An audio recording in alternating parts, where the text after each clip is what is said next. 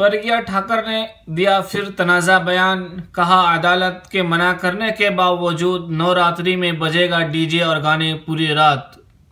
میں محمد حسنین اور آپ دیکھ رہے ہیں شب و روز اردو نیوز۔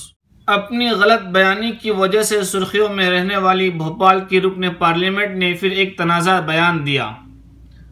اب کی بار انہوں نے عدالتی حکم کے خلاف دیتے ہوئے عدالت ہی کو چیلنج کیا ہے۔ کہا کہ نوراتری کے موقع پر گانے ڈی جے لاؤڈ اسپیکر بجیں گے۔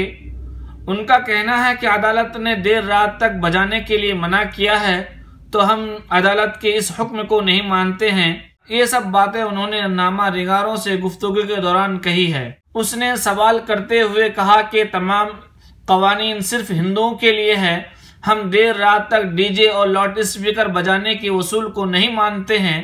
جب کسی نے پرگیا ٹھاکر کو یاد دلایا کہ اس حوالے سے سپریم کورٹ نے فیصلہ سنایا تھا تو پرگیا ٹھاکر نے کہا ہمیں عدالت کا یہ فیصلہ منظور نہیں ہے۔ آپ کو بتا دیں کہ ان کا یہ تنازع بیان پہلی بار نہیں، وقفے سے اس طرح کے بیان سے سرخیوں میں رہتی ہے اور بالخصوص مسلمانوں کے لیے زہر افشائی کرنے میں انہیں مہارت حاصل ہے۔ کچھ روز قبل کہا تھا کہ بابری مسجد گرانے پر ہمیں فخر ہے۔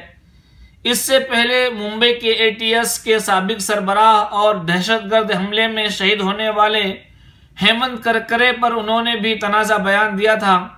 سادھو پرگیا ٹھاکر نے کہا تھا کہ ہیمنت کرکرے نے میرے ساتھ بہت ظلم زیادتی کیا تھا، اس لیے میری بد دعا سے وہ مر گیا۔